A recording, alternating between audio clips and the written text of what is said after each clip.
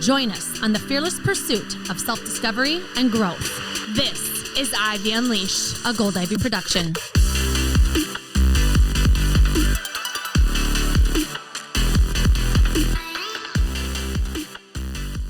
Hey guys, welcome back. You are listening to Ivy Unleashed. We have an incredible show for you guys today. Yes, and to say that we are overwhelmed with gratitude is an understatement. Brooke and I have been obsessed with a book, which you know because we keep talking about it on almost every single episode.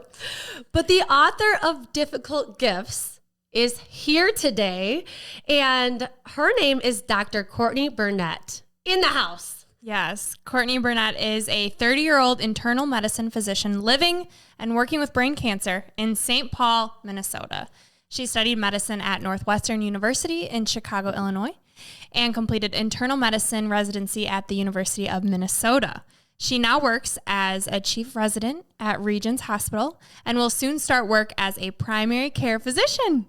Courtney's brain tumor journey started in January of 2020 while studying medicine in Thailand. While there, she began to have strange neurological symptoms and diagnosed herself with a brain tumor.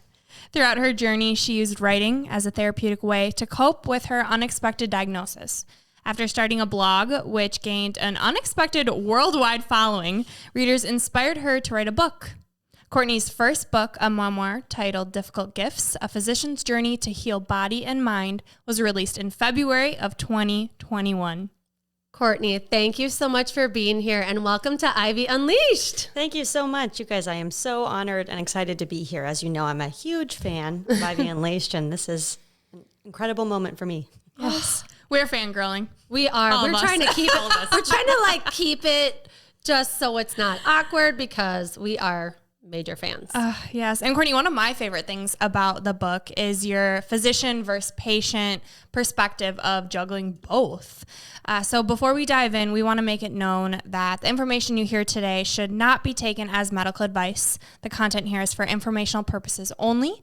And because each person is so unique, please consult your healthcare professional for any medical questions. We want to encourage everybody to purchase Difficult Gifts. We're going to be diving into all kinds of lessons that you provide in this book, but it's one of those that I don't think, well, I know because I've already read it twice, that you could read it once and then 2 months later need it to check yourself again. There's so many life lessons in it. We love it so much. And the book begins with you as you're about to go on a big adventure. Mm-hmm. You're in Thailand and you think to yourself, I've never been happier. Mm-hmm. Then plot twist. So can you walk our listeners through what happens next? Absolutely, yes. So I know that 2020 was, first off, a crazy year for everybody. Mm-hmm. And my 2020 had an added twist mixed into it. So back at the very beginning of 2020, I had set out to Thailand to do a global health rotation as part of my medical residency. And I was so excited. I've been going through kind of a rough time in my life. We can get into that more later, but and I was really looking forward to just sort of this independent journey where I could really explore the new culture there, explore my spirituality, and learn a whole new type of medicine. And so I went off to Thailand. I was in northern Thailand in Chiang Mai, where I was planning to spend about 6 weeks, and it was absolutely wonderful. I'll just say in short, one of the best experiences of my life. The trip was going great. I learned a lot of fascinating aspects of Eastern medicine, met a lot of wonderful people there, and really just tried to dive into the culture. And then about 3 weeks into my journey, I started to have some really strange symptoms. So I would be just walking down the street, to go do a little shopping in Chiang Mai or to walk to work, and I would suddenly start to feel my left hand cramping in various ways. And a few seconds later, I would start to feel my throat tightening up, almost like I couldn't swallow at all. It was just constricted. And this would last about 30 seconds to maybe a minute, would go away. This happened a couple of times. Once or twice I was like, oh, that was really strange. I must be just kind of having some anxiety. I don't know. Maybe I got stung by a bug. Who knows, right? Mm-hmm. It's just bizarre. And then it kept happening over and over, and it would happen in the same way every time, happen in this pattern. And so long story made really short is that, I, in the end, realized these could be small seizures. And so that was how the journey of me sort of diagnosing myself with a brain tumor while in Thailand started. Mm-hmm. So you knew from your experience being a physician that, okay, this is something more serious. This could be seizures, but you're in a completely different country. Right. Mm-hmm. So how did you know what to do next? You thought to yourself, I should probably get this looked at. Yeah. How did you know what to do, where to go? Well, it's such a great question. So I can tell you, like, the first handful of times that this happened, I didn't think too much of it. It happened a few times. I was out walking, the symptoms started and then they stopped, and I never was unconscious, right? I was walking around. I was totally alert, kind of just said, okay, this is weird. If it happens again, I'll get some help. Mm-hmm. And then again, it did keep happening. And when it really started to get worse was I got sick in Thailand with just some sort of virus, cold-like virus, and had horrible fevers. And then they started to get worse. And I also was I love yoga. I know you guys have talked about yoga on your show. I'm a big yoga fan myself, but I was going to a yoga studio in Thailand as well, and I was doing headstands. And after doing a headstand, these symptoms came back on. So part of the story that you can read more about in Difficult Gifts, but I was finishing up a yoga class, had just done a headstand and was walking down the street, and I had to stop in front of a 7-Eleven because I started to feel my hand cramping and then my throat tightening. And that one was scary. I tried to drink a sip of water and it just drooled out of my mouth. It was so gross, but so freaky. I had no idea why that was happening. And that was the night I realized, okay, these are seizures, right? These are happening with fever. They're happening with headstands, with things that could be triggers for seizures. And so I kind of switched from patient to doctor, put on my doctor hat, so to speak. And I went back to my apartment where I was staying alone in Chiang Mai. And I actually was able to call a couple of my resident colleagues here in Minnesota. And I called them and I thought, I think maybe I'm just going crazy or being anxious, probably being a hypochondriac, but could these be seizures? And so one of my good friends here called one of our neurologists actually at the University of Minnesota and kind of ran my case by him. And they all agreed, yeah, this could be a seizure, so you should get it checked out. So then I was more reassured because at the time I don't think I would have gone into a doctor there. I think I would have just kept saying, I'll wait and see if this happens again. Right. Well, and you were only there for 6 weeks. So only there for 6 weeks, and I wasn't sick otherwise. These were like these little brief episodes. I thought, I won't worry. But then once I kind of got that reassurance and confirmation that no, you're not going crazy. These are symptoms you should take seriously. I knew I needed to get some help. And shortly after I decided that, these started happening even more. And so I was very fortunate that I had been actually working with a doctor in Thailand who was a neurologist. And so I called her, and it was late in the evening in Thailand. I felt so foolish. I'm calling her and thinking she's going to say I'm totally crazy. She's like, nope, you know what? Thank you for telling me. Come into my clinic in the morning. And she would have me see a colleague since I was friends with her and wanted me to see someone else. But essentially that was how it came about that I ended up being a patient in Thailand. And she brought me into the neurology clinic, and it was the same clinic I had worked in with a different medical service the week before. And I'm sitting there in the lobby as a patient, just my worlds all colliding and flipped upside down. And I sat down in the chair, and the neurologist started to do an exam. And I'll never forget it because it's an exam I do on my own patients all the time. So I sort of knew what he would do. And as we started to do this exam, he's having me do various activities to test different nerves. We realized at the same time that my left hand has some weakness. We kind of look at each other like, well, this is an abnormal exam. This is bizarre. And then he said, yep, you need an MRI. So then it began. Yeah. So you get this MRI done and you hear them talking, right, in a different language. And you say, let me see those scans. And you read your own brain scans. So walk us through that moment and what's going in your mind as you're looking at this scan and you see what's in front of you. Yeah, that's a great question. And it was such a surreal moment. But basically, so after I left this neurology clinic to go get my MRI, first, I'll never forget, I was brought down to this it used to be an ambulance, now used as just a transport vehicle because the MRI center was not in the hospital here at this hospital in Thailand. It was out at its own location. So I hop in this ambulance, with about 5 other patients going to the imaging center. And many of them are very frail, elderly patients. And I'm just sitting there thinking, oh my gosh, I'm going to have to be a doctor. Like these people are not going to make it to this imaging center. I was panicked. Were you the just whole like, time. where in the world am I and what am I doing right now? Like, 100%. what is this, a movie? The whole time, yes. And I was like, this is very strange. And I was like, okay, I'm just looking at all these patients thinking, what can I do? What tools do I have on this ambulance that's no longer an ambulance? Like if one goes down, what am I doing? Yes. That's all I could think the whole time. And then 10 to 15 minutes later, we get to the imaging center. All the other patients were luckily fine. Thank God. I know.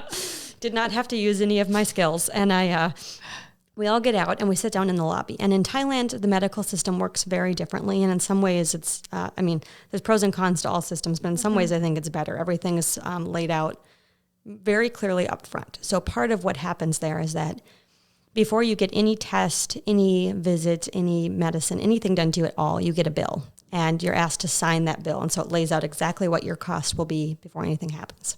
What if you have a heart attack before you get in there from looking at your bill? Yeah. Well, yeah, that's true. I feel like I would see what I owed and walk right out. Like, I'm okay. Actually, never mind. I'm fine. I hear you, but it's also much less expensive. So Okay. there's that. But so I get my bill, and they're like, "We'll have you sign this before you even get your MRI." So I see that they ask me to pay basically the equivalent of $200 for my scan. I'm like, okay, well, that's reasonable. Okay, I'll sign this. And I tell you that because I thought, okay, now I'm just waiting. I'll get my scan and then I'll get out of here. And they take me about an hour later to get the scan. And I don't know if you guys have had MRIs here. Our listeners, I'm sure many people have, but MRIs are in the U.S. they're all always claustrophobic. These machines are terrible. You're stuffed in this little tiny donut hole machine, and it's got super loud noises going all around. But usually here they give you like some relaxing spa music, some aromatherapy, maybe some anxiety meds, and just get you all calm for it. Not in Thailand. No. I'll never forget the technician was just started. He's like, "Do you want some music?" I said, "Sure." And he plays this like dance club Thai pop music, just blaring, and I'm just kind of giggling like, "What have I gotten myself into?" I'd never had an MRI before. Now I understand why patients fear them because it was horribly claustrophobic. But I lie down in the machine. I'm in there for about 40 minutes listening to this Thai pop music, and I start to have the same symptoms. And then I was like, well, thank goodness I'm doing this because this is something real. And after 45 minutes, the tech comes back in, and he brings out a second bill. And I was thinking he'd say, okay, you're all done. But he brings this bill out, and he says, okay, we need to he didn't speak much English. I was going to say, was this in English? Okay. Yeah. He spoke a few words. So he said, okay, we need you to sign this bill. This is a second bill for your surgical planning MRI. And I look at him kind of just in shock. And I say, okay, I assume this means you found something. He says, yes. He couldn't say much else. So I just asked, did you find one spot or two? He says one. So then I get back in the MRI, spend another 30 minutes or so getting my surgical planning scan. Just thinking the whole time, okay, what, as a physician, what is what we call our differential diagnosis, or like our, putting the pieces together, what could this be? One brain spot or mass of some kind that's causing these small, what we call partial or focal seizures. And so I was going through everything in my mind. I was thinking it must be an infection. That was the number one in my mind. Because you were just in an elephant sanctuary. Exactly. Yeah, and that happens. That happens. I've been bathing these elephants in the stream, and I was like, how could I have been so careless? How did I, not take precaution? I'd been out where, lots of different viral illnesses can be caught all over, not being very careful.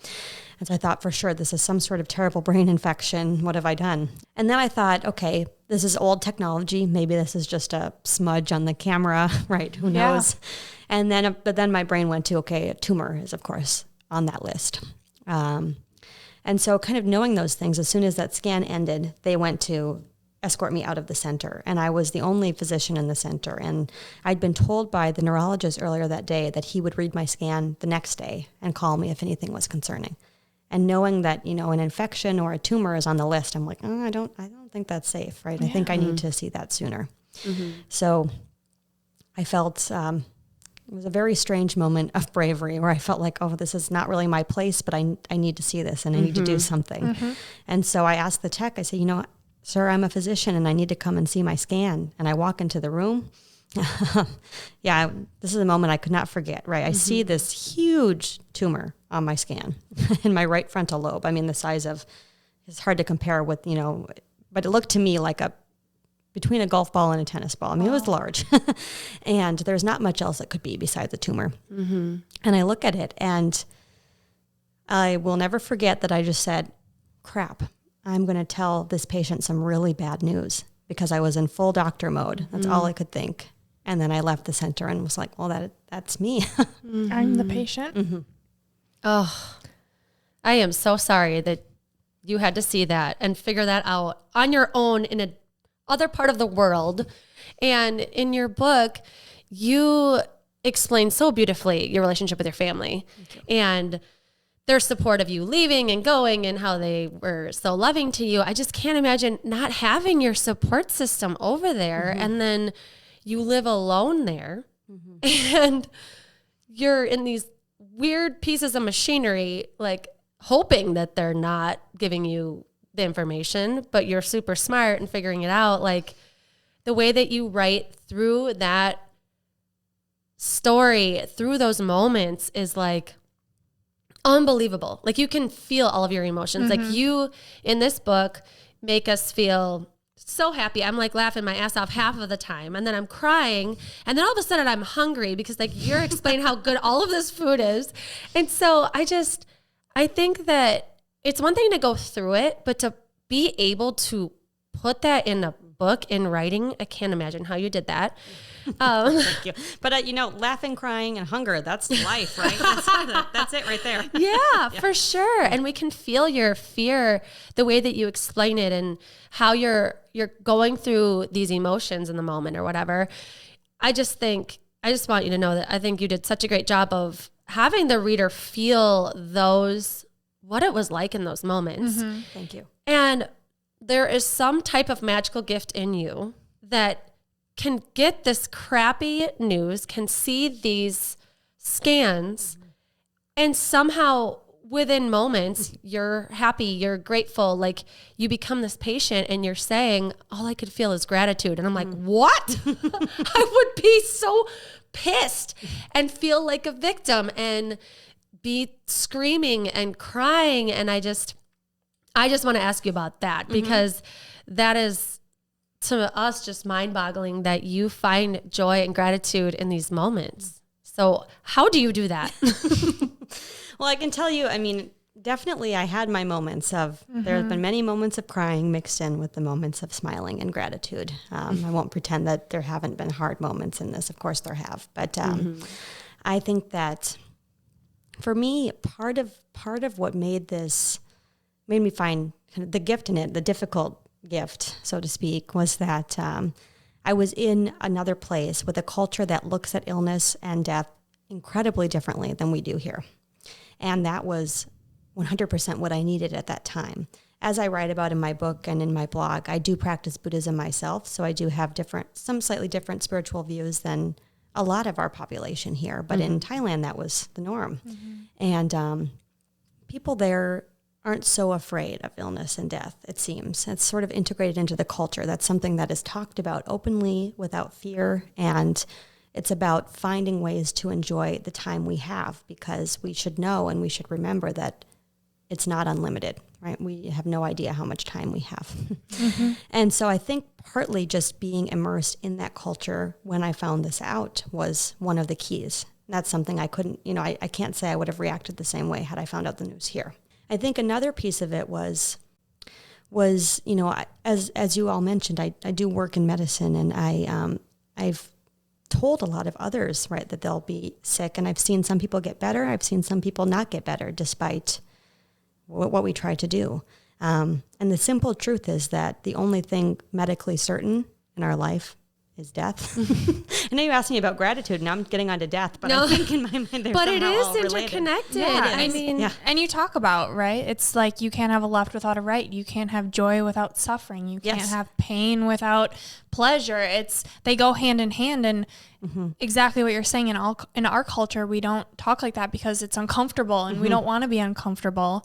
And over in Thailand, it sounds so normal to just say, hey, let's talk about the inevitable. This is going to happen. And when we know that our time is limited, we can enjoy the moment because we know the next isn't promised. Exactly. Yeah, exactly. And will I, of course, at the beginning of this diagnosis, I had so much fear and so much sadness, so many thoughts of why me. I mean, I know we didn't get fully into what I was going through before, but I mentioned it was a hard time to begin with. I was going through a divorce at this point. I was questioning my career choices. There was a lot going on apart from just this news. And suddenly now I have a brain tumor on top of it. and 2020. And 2020, yes. You didn't even know that was about to happen. I didn't. Yeah. So I remember I was admitted as a patient in Thailand to their hospital where I'd been working for a couple of nights before I was rushed home on a medical flight. But first they had to stabilize me and make sure I wasn't going to have any more seizures before flying me home. And we don't even need to get into that flight, but the chapter. I said to Andrea after I read it, I'm not going to give it away, but I was like, this guy, are you kidding? It's like, all what? Real. It's 100% true. Oh my gosh. Yes. In moments like that, it's like, where can you find the humor in a crazy situation? Yeah. The chapter on the flight is where you can find it. But yeah, and I was admitted to this hospital and something I'd been wanting to do this whole time I was in Thailand was talk to a monk. And a lot of Buddhist temples will let you just come and chat with the monks for free and ask them any questions you want. And I really just wanted some guidance and kind of to know, well, now at this point, many things. Yeah. Right? Yeah. Why and how? And, but I asked some colleagues to arrange for a monk to stop by and visit me in the hospital. And I'm sitting there, and at this point, I wasn't all that grateful for this diagnosis or happy about it. I was crying, and I was pretty miserable. And I sat down with the monk who came to my hospital room, and I just, I told him my story. And he just smiled the whole time looking at me, and he just says, very calmly, his advice to me was to smile and to not cry. And he says, illness and death are a natural part of life, and this happened for a reason. And like everything, somehow those two sentences, or however many sentences, was one of the best lessons I've ever learned. I mean, I've had years and years of medical training, and nothing has been quite as important as that lesson, because it's so obvious. It's common sense, but we don't think about it. And the way he said it to me in such a calm way, like, of course this happens. This happens to all of us, and nothing we do can prevent that. It just shifted everything in my mind. And I remember at that point, after hearing that, for whatever reason, I felt like, okay, I can handle this. I mean, I can go through this. Whether at that point I didn't even know this was a malignant cancer. I just thought it was a tumor that would need some surgery. Spoiler, it's cancer. Yeah. But yeah, no idea. But I was still, and I thought, okay, I can handle this myself. I know enough about medicine. I can understand that this is a part of life for all of us in some way. But the worst part was thinking of how my family will handle it, how everyone I love will handle it. And that's when I kept crying. And I'm saying to the monk, I can handle this. It's not me. I'm worried about the people I love. Yeah.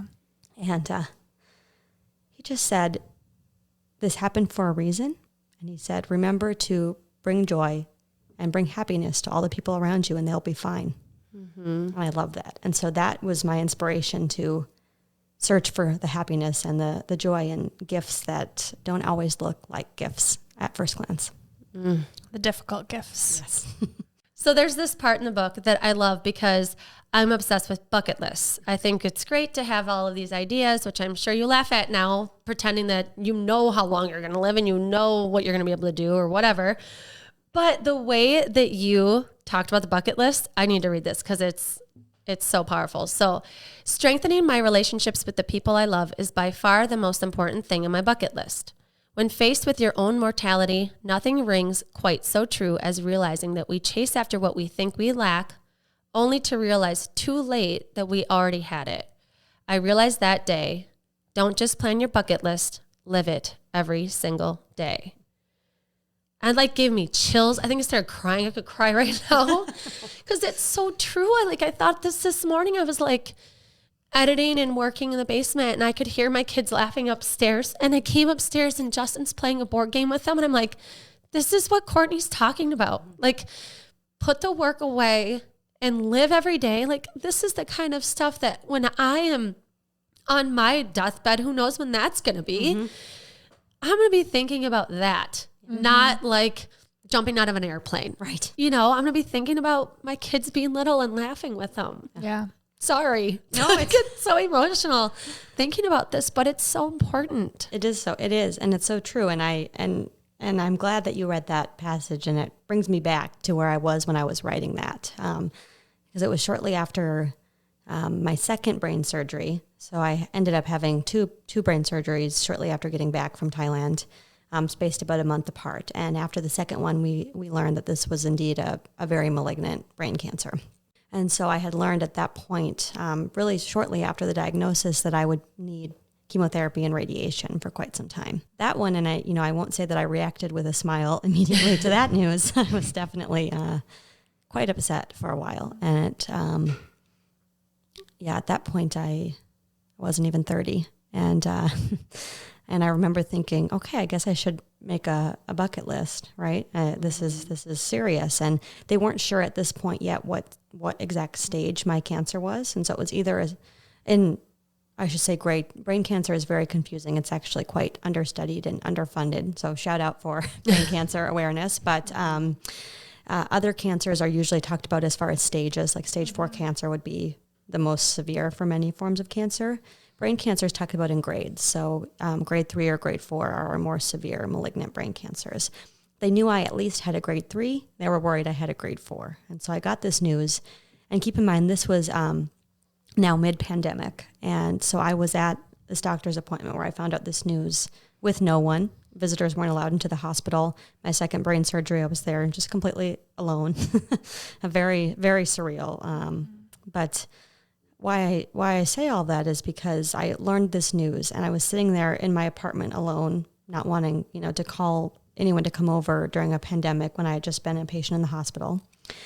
Sitting there realizing I may have a grade 4 brain cancer at age 29. And I thought, okay, well, I'd been joking with friends earlier that year. I meant to write a 30 under 30 list, right? Just something fun to do. And now I'm like, I guess I'm writing my life bucket list. And I sat down literally with a pad of paper and a pen to write a bucket list. And I started to write down trips. That's all that could come to my mind. And as I'm writing it, I'm realizing if this is a grade 4 brain cancer, I have months to live. And we can't travel. It's a pandemic. And I just started to cross off everything I'd put on my list. And then it occurred to me that those are not the important things on the list. Yeah.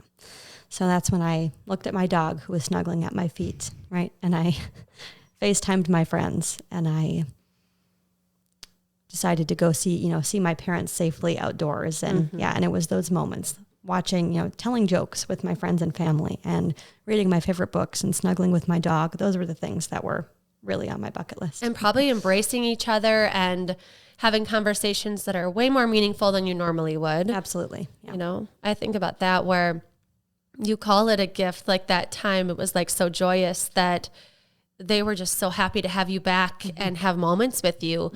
You were just across the world. You're in the midst of a pandemic.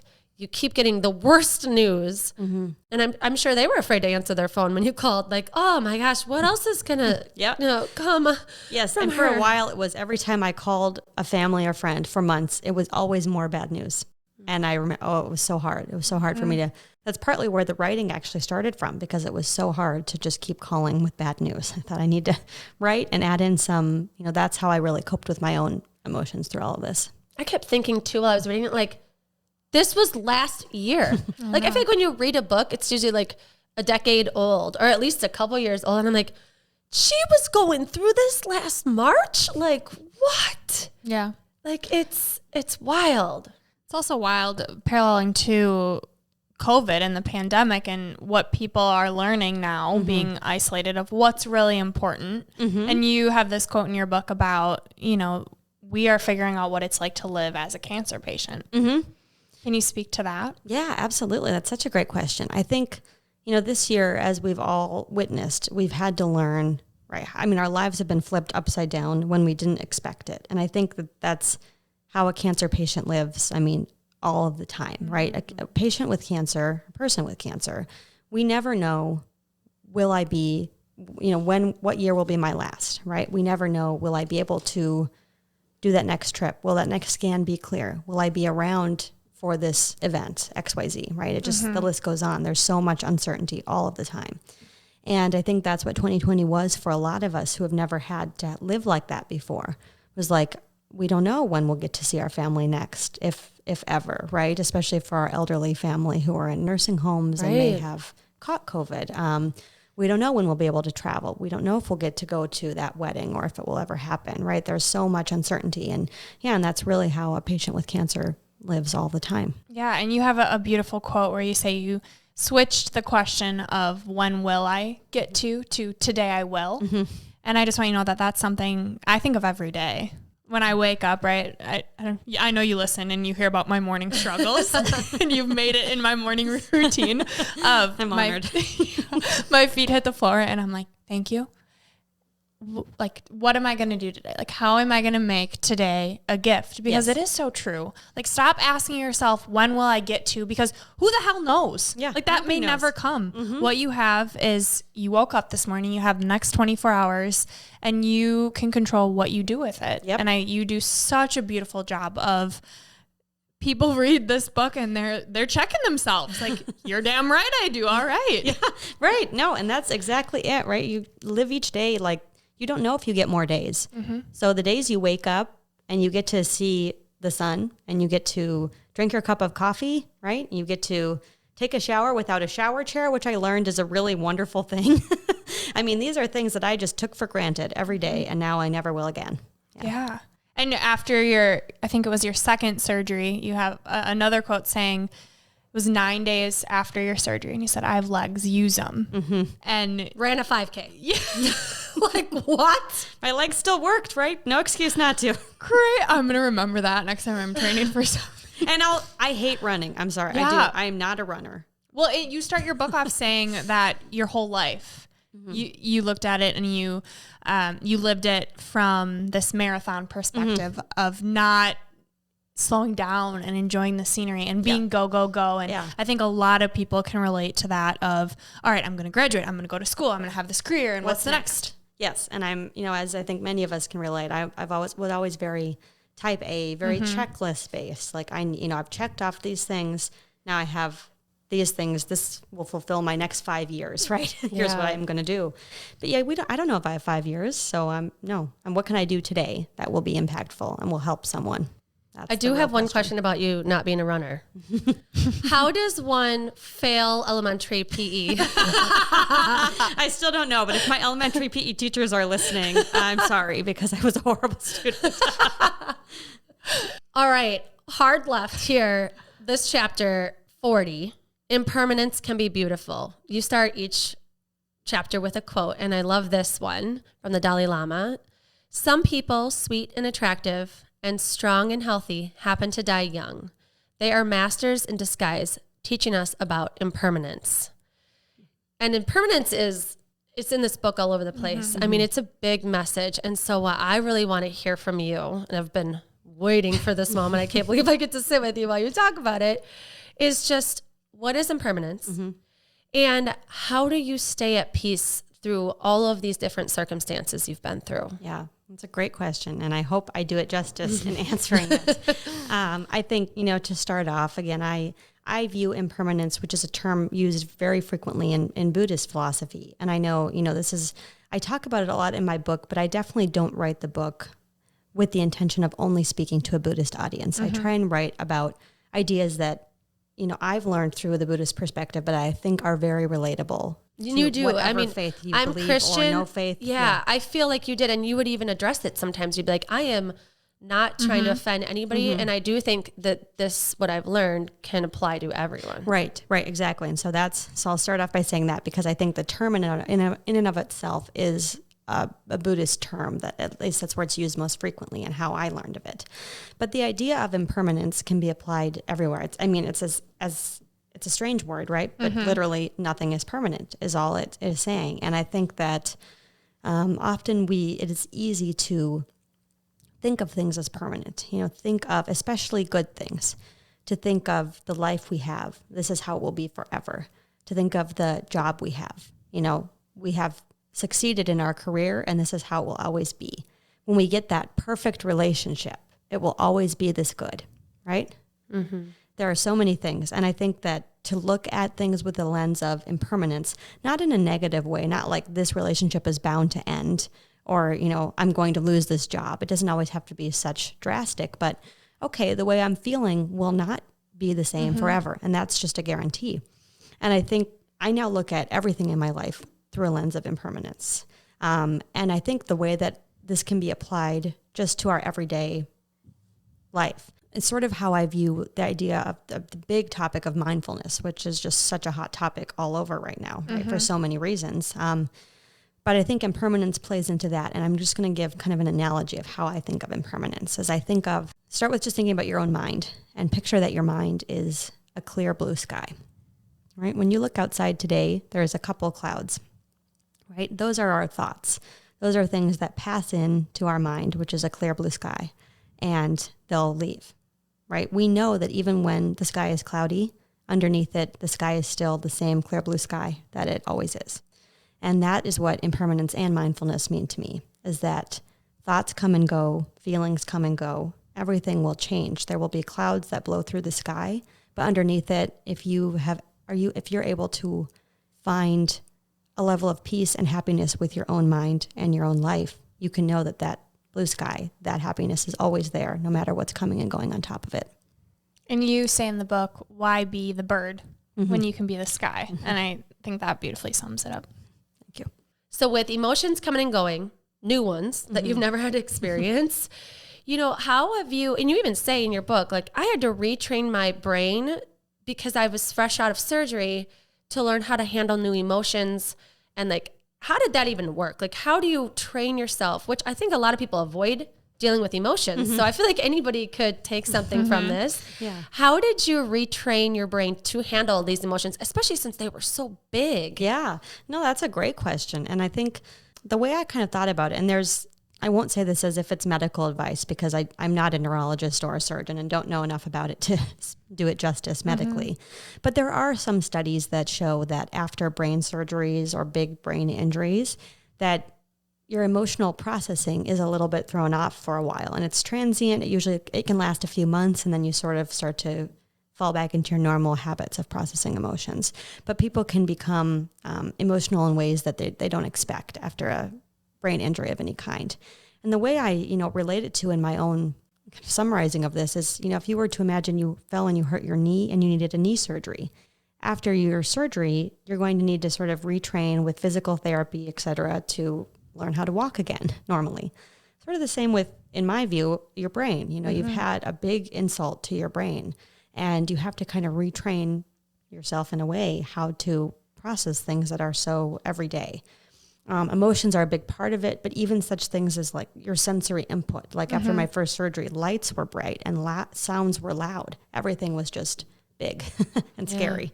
And then emotionally, that was also the case, is like things that maybe I could have processed easily would make me cry, without any advanced warning. Were you able to know that you were off? Like, obviously you had this surgery, so you're recovering, but were you thinking like, this is my truth, this makes me upset? Or like, I'm actually really upset because I'm not able to process things like I used to?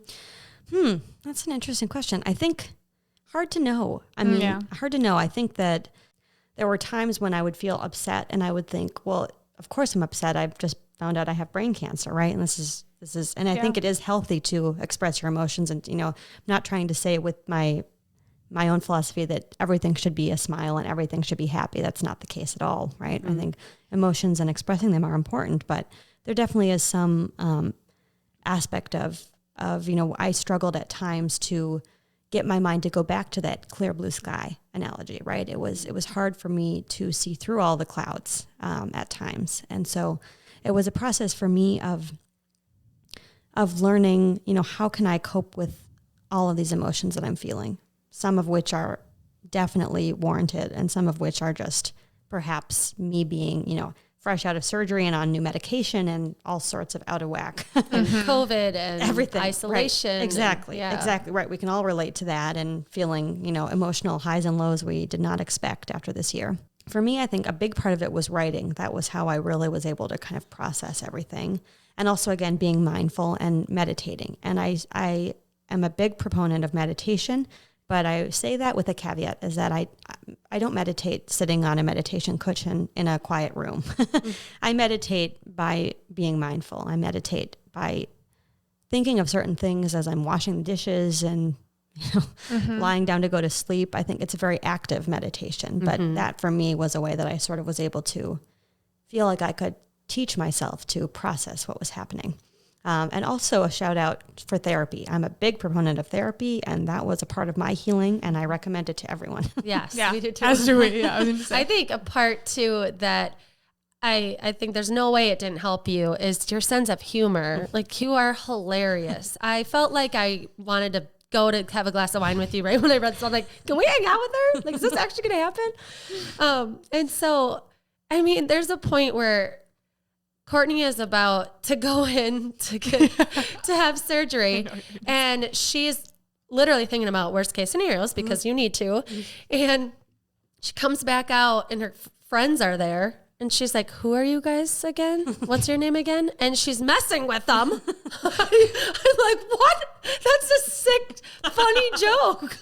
But like, you can't read it and not laugh. I know. But then I can't not think about your friends and be like, are you serious? I got some of them. Yeah. Oh my gosh. Just, it's weaved into the whole book. I mean, you don't think that you'd be able to laugh this much in a book about brain cancer, but it's got the lowest lows, the highest highs, and just you're laughing half the time. Yeah.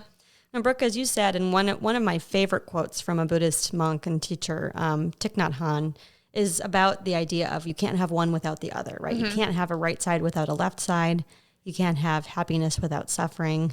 You can't have laughing without crying. I mean, they come together, right? And those emotions you need both for the other one to be what it is. Yeah. That's so true. And I think it takes grace too, right? Like you're saying, you know why you're feeling this emotions because you did just have this huge insult to your brain. But then also kind of that checking yourself and being mindful and figuring out these ways that are going to help you.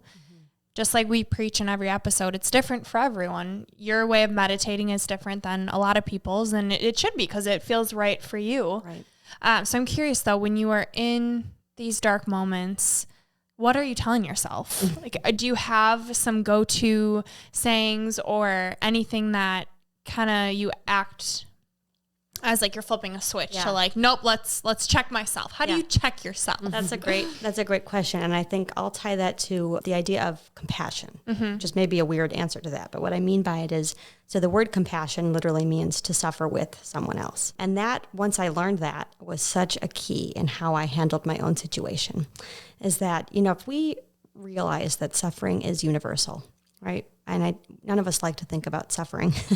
And it happens in every form, and it happens when we least expect it. But every single one of us is suffering somehow, or will be at some point in time. And I think when we're able to see and acknowledge the suffering in others, our own suffering becomes so much less important, right? I'm going through something, and I'm not alone in that. And one thing that I say and that I write about is that I used to have shame in my suffering. I've had clinical depression before all of this happened. I was going through a divorce. I was going through tough times in my life, and I was ashamed of that. I didn't see a therapist. I didn't tell anyone about it, and I was very alone. One of my takeaways was you should not ever have shame in your suffering, because suffering is something we all experience. So that was a key for me. Yeah, we just talked about it on our last episode. It has me thinking about the asking for help and not feeling like you're a burden. I think that's something, and maybe it's being type A and thinking that we can handle it all and control everything and being go, go, go, and this too shall pass. But there's also power in expressing how you're feeling and knowing that it's okay to feel that way and you don't have to feel that way alone. It takes a lot of courage, which is scary. Yes. So along kind of with compassion, another thing that I practiced myself that was really helpful is a type of meditation called Tonglen meditation, which is essentially, and I'm no expert on this, but you think about other people's suffering. And like when you breathe in, you think, I'm trying to take away someone's suffering. And you can picture one person, you can picture a community of people. I mean, there's been, unfortunately, plenty of tragedy that we can think about this last year. And we can sort of imagine that you're breathing in their suffering. And when you breathe out, you imagine that you're giving them your happiness and your joy. And I think that's actually a really powerful mind game for me. I mean, you know, who knows if that's doing anything? Science can't measure that yet, right? Positive thoughts, but hey, it's not hurting anyone. And it's, I think just that idea of remembering that there is all of that suffering going on and that you still have joy and happiness that you can give, even if it's just in your own mind, right? But that's a powerful tool. Yeah. Thinking outside of yourself, exactly like you're saying. You have a gift with that where anytime you're reading it, you're like, how is she so positive? How is she able to do that? And I'm glad that you talked of an actual practice of how to do that. But man, that's like a lot of people get through their life and don't ever learn that skill or even hear of it. Like, you know, I'm sure, this is another question I have for you. I'm sure it's so, I would imagine it would be hard to walk through life now and hear people complaining about the dumbest shit. Like someone screaming because their whatever at their hotel isn't perfect or their food is too cold or whatever. Like, how do you deal with people's bullshit after all that you've been through? Yes. I can relate to that question. Yes. And there are times when I find myself getting frustrated when I hear people, complaining about things. Like I couldn't forget, and I think something that even comes up in the book or in a blog, I don't remember where I wrote it, but when I first went back to practicing medicine after being away after some of my illness, I had a patient come in and just start to complain about old age. She's like, oh, you wouldn't know, but I have all, my back hurts. I have all these wrinkles. I have all these gray hairs. And she's just complaining about it. And all I could think was, oh my God, I would be so lucky to live long enough to have a gray hair or a wrinkle. I can't even imagine. Like that would be incredible. Learning that you're dying is something that teaches you a lot, right? And I think back, if anyone has read, shout out for the book Tuesdays with Morrie. Yes. Right. Very powerful book. It's right here. Oh, there you go. Staring at you. There you go. I didn't even notice that. But yes, another great book that I actually didn't read, I'm ashamed to say, up until about a week ago. Oh, really? Yeah. But it's that idea that these are such important lessons, but they're somewhat impossible to teach, right? I don't think we can talk about it, but there's something about actually learning that you yourself are mortal that teaches you a lesson that no one can really give you. Yeah. When I was young, when I was in high school, I lost 2 friends within like 6 months of each other.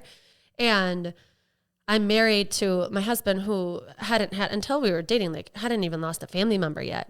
And I have these moments sometimes where I panic thinking about how I'm mortal and how life will go on when I'm gone. And I lose my mind for like 5 minutes or 10 minutes. And he just couldn't grasp it then. I mean, now he's had loss and he's had moments where he's learning about it, unfortunately. Right.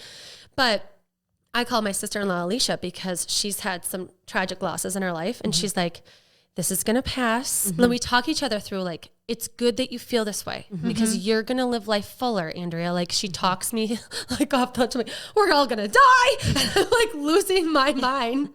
And because she does it too. We take turns. But it's a gift because we're cheesy in these moments, capturing pictures and, I'm making these books to remember these moments because I'm like, this is what it's about. Yes. So it's like, you do have to go through the shit to have this beautiful moment and actually be grateful for it. 100%. Yeah. I think it's this concept of if you forget that you will die, you also forget how to live. Yes.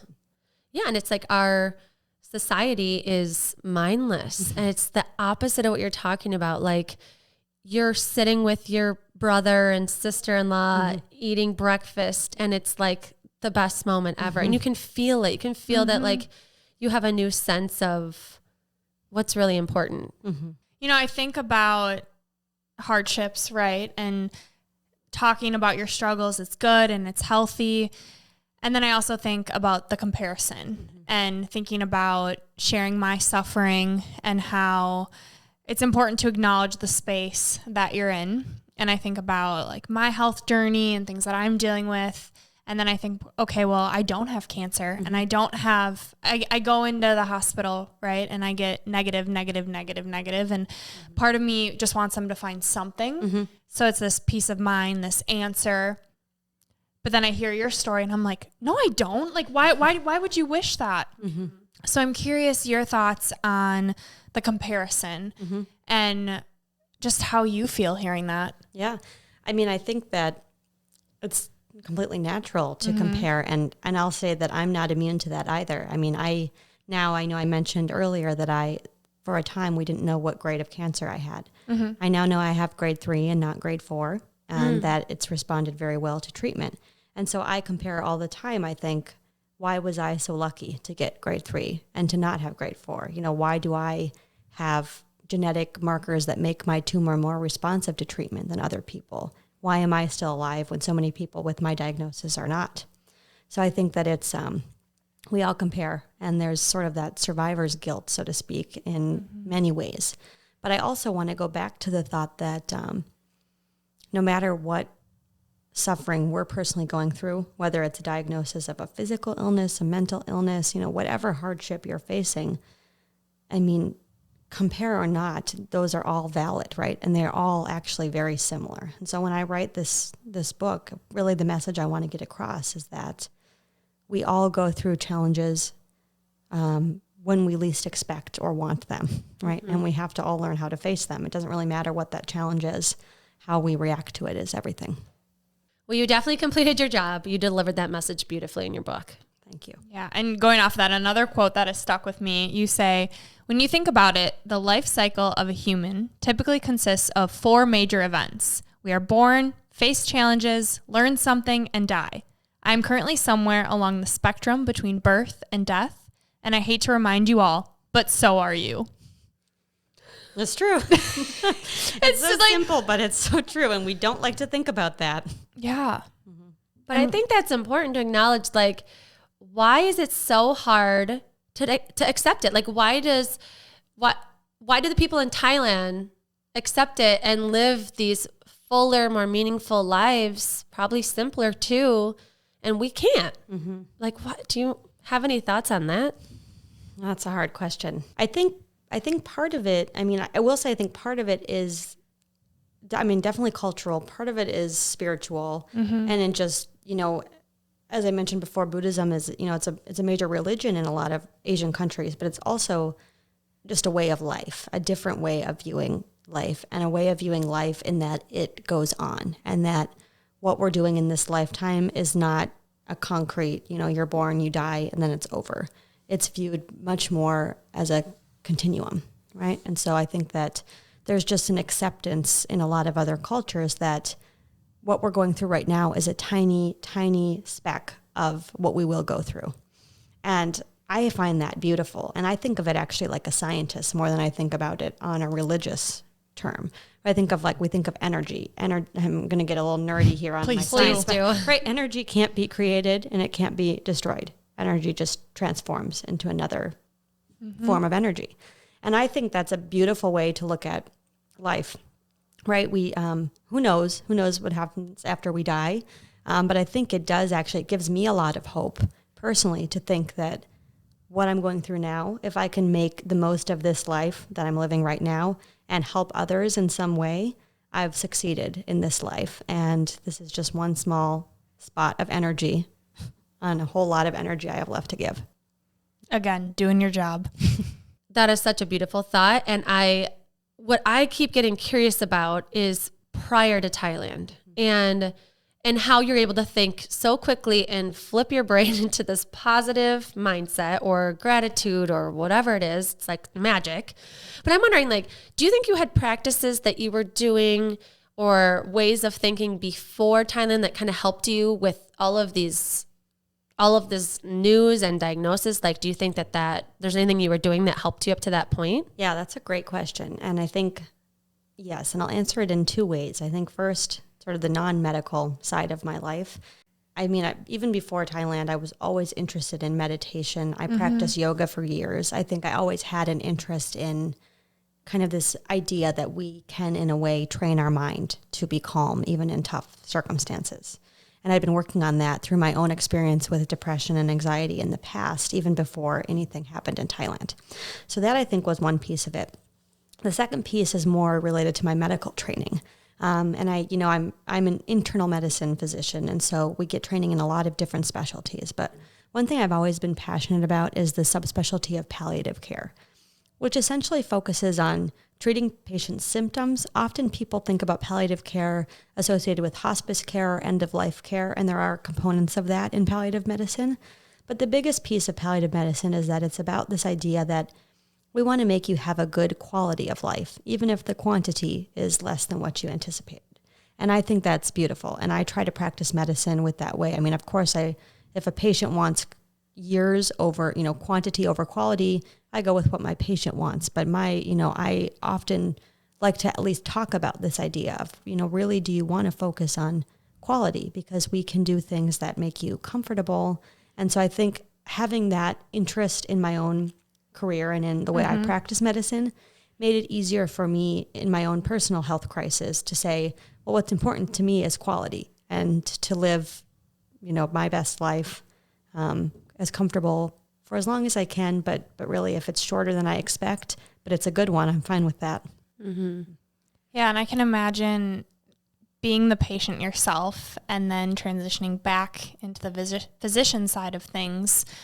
The care that you provide your patients, it's got to be different now that you know what they're going through. You have in your book, you say, you make this promise of, I'm going to spend, even if it's just a few more minutes with them, to hear them out, to be with them. And as someone who's seen a lot of doctors, I appreciate that. And it's, again, this difficult gift of, I hear you, I see you, I know what you're going through. Yes. So how has that changed for you? Such a good question. And it's changed so many things for me in how I practice medicine. I think that I have learned things that no amount of medical training could ever have taught me. And being a patient is hard and it is scary, right? And you lose so much of your autonomy and your freedom. And it's, I had to be a patient myself to understand that truly. And I think that the other piece of it is, when I started to share my story, I was worried at first. We're sort of often taught in a way to sort of almost suppress a lot of our own personal emotions and our personal thoughts in medicine. I know a lot of other doctors have written about that topic recently in the field of, how we are training our medical providers and how important it is to really teach empathy and compassion, not just medicine and science. And I think that's absolutely true. Yeah. But it's a hard thing to teach.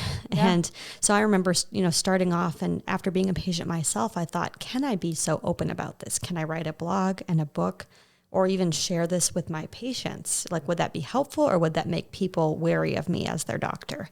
And I've slowly started to, obviously the book is out so people can see the story and read the story, but I've also started to tell some select patients, while I'm working with them, if it's relevant, I won't hide my story. I'll say, I can relate to you and I do know what you're going through, which is something I couldn't say before, and it completely changes the dynamic. And I think, I've been pleasantly surprised to learn that a lot of patients really appreciate that. They're not scared that their doctor has been through her own health crisis. They, I think, can see that I truly know what it's like to be in their shoes, and I'm going to work my best to make it an okay experience for them. Man, I want you to be my doctor. So something that Brooke and I talk a lot about is Ivy. And we talk about growing even when it's hard, or growing is hard, learning about, learning things that you struggle with and owning your mistakes and things and growing is tough work. And so that's why we have Ivy as part of our name. And then you write in your book and have a picture of a lotus. And I just feel like anybody can relate to that, where even if it's a lot of mud, which you've had a lot of mud, that the lotus can grow there. Yes. And so I love that illustration. And I think that now when I look at this picture, it means so much more. Before I was like, oh, it's pretty. And I'm like, oh. But I just want to thank you for the gift of this book. I could just cry. I want to buy 15 of them so I can just pass them to all of my friends. And you talk about your mission in the book, and you say that you want people to say about you that she took her suffering and realized she could use it to find and spread joy.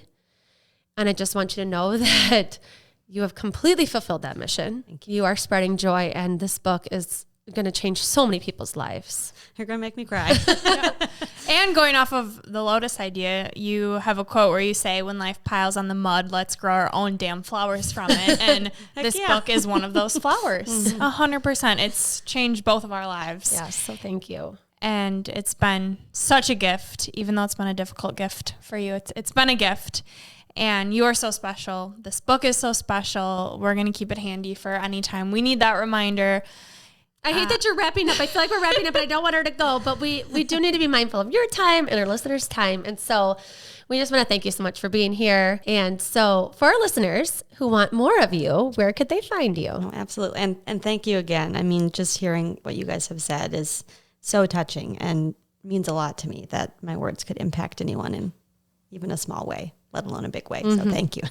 But yes, where to find me. So I do have a blog, as I've mentioned, and I do keep writing the blog. So if you read the book, Difficult Gifts, and you like it and want to know what's happened since, I keep an updated blog regularly. The website is an easy one to remember, elephantlotusbraintumor.com. I love that so much. So that's the blog. And you can find my email on there. You can find links to my, I'm active on social media. On Instagram, I'm probably the most active there. It's at Courtney J. Burnett. Thank you. Forgot my own Instagram account. Yes, at Courtney J. Burnett. You can send me a message there. I love to hear your thoughts and love to connect with lots of people. So yeah, and we want you guys to be able to find her. So we'll plug all of this in our blog.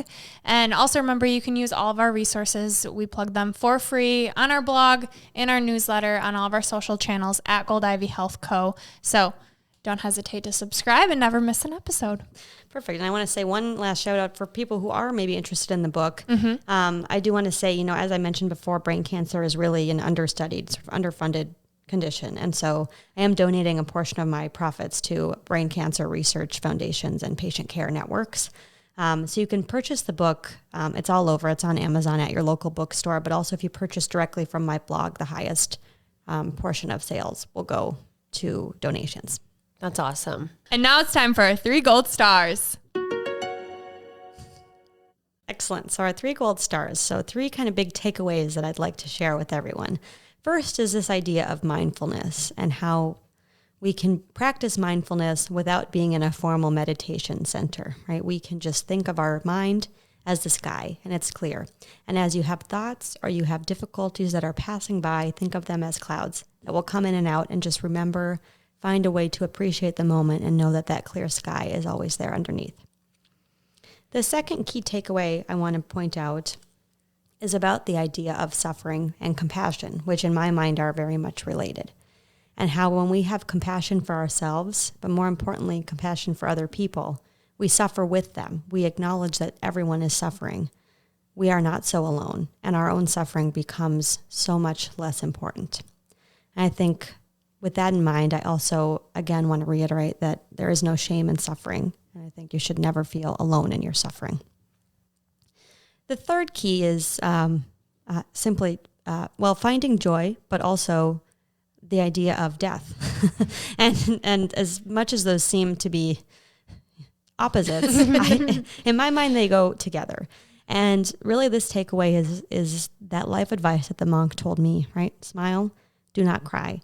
If you remember that illness and death are a natural part of life, you can find joy and you can remember that everything happens for a reason. So beautiful. And next is Unleashing Ivy, which you chose to completely have this be a surprise. So I'm so excited to hear what you have to say. So Unleashing Ivy, first question, Courtney, what's your go-to mindfulness practice? For me, it's reciting a mantra. So as simple as I'm breathing in, I'm breathing out, literally that simple. But saying something while I'm doing the dishes, something I do every day. Do you have a go-to mantra that you say? Yeah, I usually actually say one that a little longer than that, but I say, may all beings be free from suffering. May all beings have physical wellness. May all beings have mental wellness. That's it. 3 lines. I repeat it over and over in my head while I'm washing dishes or going on a walk. I love that so much. All right, second question. What's one thing you do to snap yourself out of a negative mindset?